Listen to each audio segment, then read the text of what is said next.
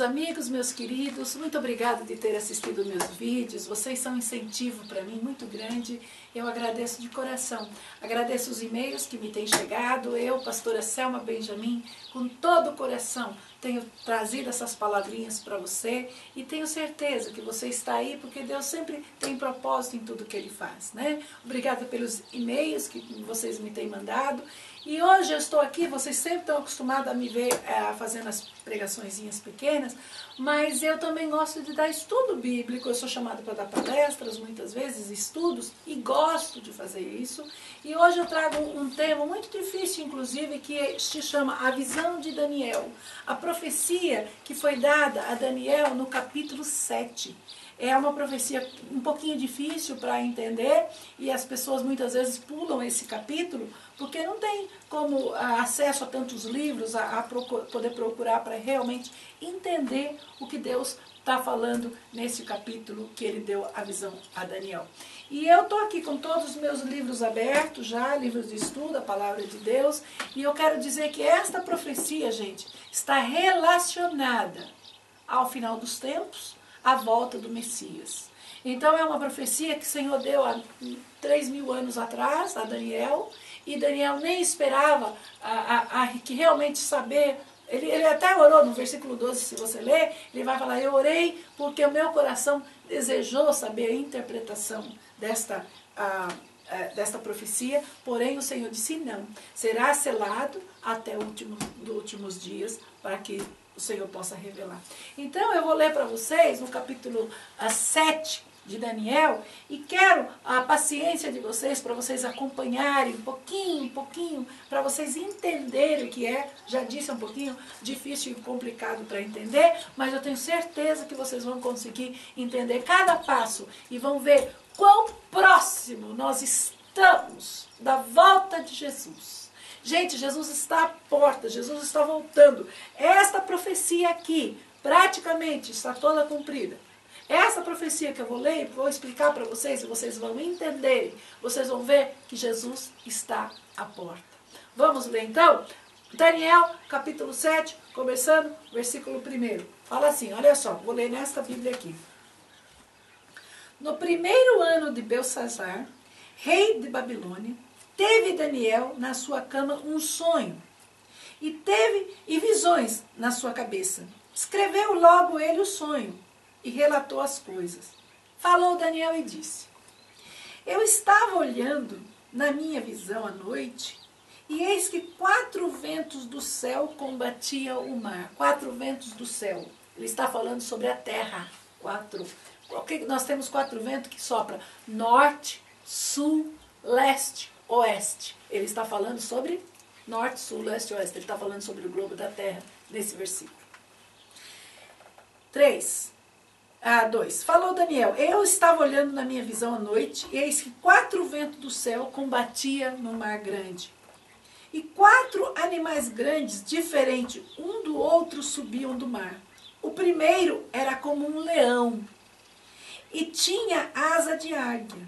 Olhei até que lhes foram arrancadas as asas. E foi levantado, posto em pé, e dado a ele um coração de homem. 5. Continuei olhando, e eis que o segundo animal, semelhante a um urso, o qual se levantou de um lado, tendo a boca 3 costelas entre os seus dentes, e foi-lhe dito assim, levanta e devora toda a carne. 6. Depois disso eu continuei olhando, e eis que outro animal semelhante a um leopardo, e tinha 4 asas de ave nas suas costas. Tinha também este animal 4 cabeças, e lhe foi-lhe dado domínio. Depois disso, eu continuei olhando nas visões à noite, e eis que o 4º animal terrível e espantoso, e muito forte, o qual tinha dentes grandes de ferro, ele devorava, e fazia em pedaços, e pisava com os pés e sobejava. Era diferente de todos os animais que apareceram antes dele. Tinha 10 pontas. 8. Estando eu considerando as pontas, eis que entre eles subiu uma outra ponta, diante da qual 3 dessas primeiras pontas foram arrancadas. E eis que nesta havia 2 olhos, e os olhos eram de homem, e a boca falava grandiosamente. 9. Continuei olhando, até que foram postos uns tronos, e um ancião de dia sentou sobre ele. Seu vestido era branco como a neve, o cabelo da sua cabeça como uma limpa lã, e o seu trono chama de fogo, e rodas dele fogo ardente. Um rio, uma nave saía diante dele, milhares e milhares de pessoas o serviam, estavam diante dele, assentou-se para ter o juízo. Então estive olhando por causa da voz grande, palavras que proferiam da ponta, estive olhando até que o animal foi morto, e foi-lhe dado o corpo desfeito, entregue a ser queimado ao fogo. Bom, nós vamos parar no 11. Gente, Daniel fala aqui que ele teve uma visão e ele viu 4 animais. Um era um leão que tinha asas de águia, o outro era um urso e o outro era um leopardo. Se você for no versículo um pouquinho à frente, você vai ver, no versículo 23, se você vai ler, você vai dizer assim, disse assim, o 4º animal é o 4º reino da terra, o qual será diferente de todos os reinos, devorará toda a terra e pisará os pés e fará em pedaços. Ou seja, esse animal, ele é, aqui dentro dessa revelação, são reinos. Um animal, mas que tinha 4 cabeças. Ele era um leão com asa da águia, ele era um urso e ao mesmo tempo também um leopardo. E você vai falar, mas o que quer dizer esses animais em relação à profecia? Gente, a palavra está nos dizendo aqui no versículo 23 que esses animais representavam reinos. E quem são esse reino, então, que é representado dentro dessa profecia? Agora que vocês vão ficar surpreendidos para saber quem são esse reino. Se vocês derem um Google aí no computador de vocês, e vocês chegarem e pedirem assim, qual é o símbolo das nações? E você fala assim, qual o símbolo da China? Você vai ver que o símbolo da China é um dragão. Você fala assim, qual é o símbolo da Inglaterra? Você vai ver que o símbolo da Inglaterra é um leão. A China eu dei só como exemplo. Vamos entrar nos 4 animais. Vamos permanecer só nesses 4 animais. A China eu só te dei um exemplo. Qual é o símbolo da Inglaterra? Um leão. Tanto que se você for para Londres, você vai ver um monte de leões assim, postos, né? Como se eles, aquelas estátuas de leões, porque é o símbolo da nação. Leão. Você vai para os Estados Unidos e fala assim, qual é o símbolo dos Estados Unidos? Águia. Lembra que o leão tinha asa de águia. Aí você fala assim, não, mas o leão tinha asa de águia. Ele não era uma águia. Uhum. Só que do leão foi arrancado as asas e no meio das asas foi dado o coração de homem.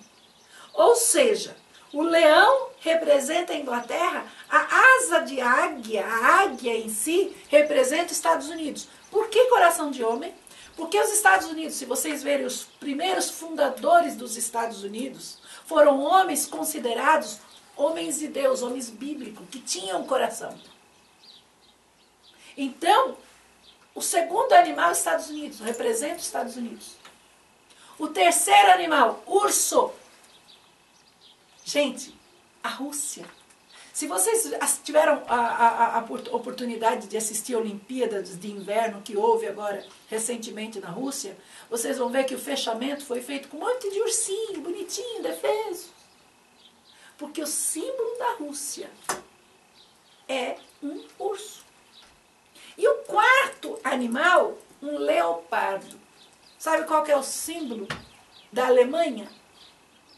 Um leopardo. Ou seja, temos aqui então os 4 reinos juntos. Temos a Inglaterra, temos os Estados Unidos, temos a Rússia e temos a Alemanha. As 4 grandes potências está relacionado aqui, em Daniel 7, está relacionado às 4 grandes potências do mundo. Mas se você ler aqui no versículo, acredito que é o versículo 9, deixa eu ver. E foi dado, deixa eu ver qual que é o versículo que eu anotei aqui, tremendo, gente, tremendo isso. Foi colocado,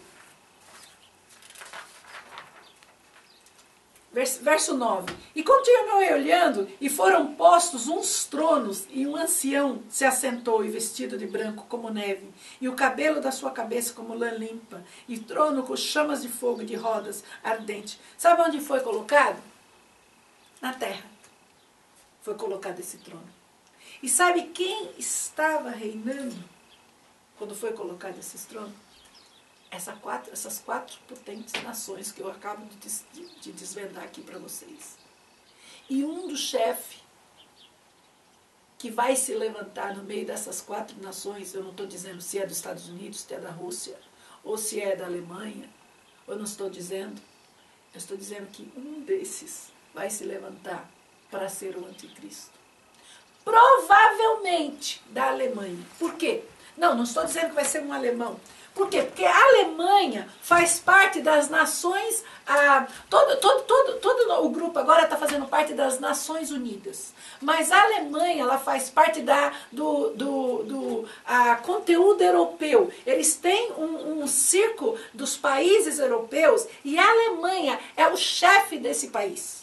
A Alemanha, ela mantém o controle de todos esses estados, esses países europeus, e a Alemanha, junto com a Itália, estão juntos, ligados a esse país, a esses países, então tem o controle desse, tanto que mostrou que a leopardo tinha 10 chifres. São as 10 nações de poder que se juntam com a Alemanha, mais todas as nações pequenas que se uniu para juntar nações europeias. Sem contar que nós temos as Nações Unidas. As Nações Unidas são as grandes potências que se uniram. E elas juntaram poderes, e hoje, quando uma causa é muito grande para uma nação resolver, ao invés dela ir resolver sozinha, ela leva nessa corte superior, que no caso são as Nações Unidas, e a Nação Unida julga. Por exemplo, o caso da Líbia. Quando Omar Gaddafi estava matando naquela guerra civil tão grande, o caso foi levado às Nações Unidas, as Nações Unidas julgou ele como culpado e o exército das Nações Unidas entraram para invadir a Líbia e para pegar Omar Gaddafi. Ou seja, nós iríamos formar um só governo e nós estamos vendo um só governo sendo formado. Como? As nações se uniram e cada vez mais as nações estão tentando se juntar a esse grande poder. Temos os países da Europa que se juntaram e já fizeram esse grande poder, e agora temos as Nações Unidas. Sabe quem são os países que têm poder de veto nas Nações Unidas? Inglaterra, Estados Unidos, Rússia, China e França. Desses 5 países que têm poder de veto nas Nações Unidas, 3 que é citado aqui no livro de Daniel, estão lá controlando todo o poder. E a Alemanha, que não é citado, está controlando o poder da Europa. Tudo isso, gente, fazendo o cenário para quando essas potências se juntarem num só governo. Lembra que a Bíblia em Apocalipse nos fala de um só governo? Tudo isso para quando se juntar, fazer o terreno preparado para o anticristo se levantar. E por que eu estou dizendo que está próximo da volta de Jesus? Vou contar para vocês o que está acontecendo. A Palestina, até então, não era um estado, é um país. Quando foi agora, em 2012, a Palestina foi julgada e aprovado nas Nações Unidas como para ser um país. Foi aceita. Com não sei quantos votos positivos, a Palestina passou a ser um país. Sabemos que a Palestina e Israel é um vizinho do outro. Inclusive, o território da Palestina pertence a Israel. Porém, por causa de fronteiras e por muitas brigas e guerras, aceitaram colocar determinadas fronteiras fazendo fronteira de Israel, e Israel não pode passar porque é uma certa área determinada dizendo isso aqui é Palestina. Quando agora eles assinarem esse tratado dizendo que a Palestina é um Estado, by the way, também para informar, Israel foi aceitado como Estado em 1948. Israel já passou a ser um país. Então, Israel tem poder de país. Poder, inclusive consta, Israel está nas Nações Unidas. E Palestina nunca esteve. Ou seja, agora que Palestina está nas Nações Unidas, porque passou a ser um país, eles fizeram divisões de bordas, de fronteiras. Ou seja, esse aqui pertence a Palestina, isso aqui pertence a Israel. E eles determinaram que a parte de Judá, que faz parte hoje de Israel, pertence à Palestina e não pertence a Israel. Então eles determinaram que até dia 29 de abril de 2014, eles vão ter que assinar um tratado de paz, onde Israel concorde tirar todo o povo que está assentado nesse assentamento na área da Judéia, tirar todos de lá, remover, porque esta área da Judéia vai ser dada ao pessoal da Palestina. Se por acaso Israel dizer não, esse território é nosso, esse território nós não vamos abrir, Palestina vai levar Israel para ser julgada nas Nações Unidas. E se as Nações Unidas der caso perdido para Israel, adivinha quem vai invadir Israel para poder fazer que se cumpra o que foi determinado na Corte Superior das Nações Unidas? O próprio exército das Nações Unidas. Porque as Nações Unidas têm o seu próprio exército. Eles não precisam do exército de fulano, exército de fulano. Foi o exército das Nações Unidas que invadiu a Líbia para tirar o Mar Gaddafi. E é o exército das Nações Unidas que vai invadir, no caso, se for o caso, Israel, para poder fazer valer o que eles determinaram para a Palestina.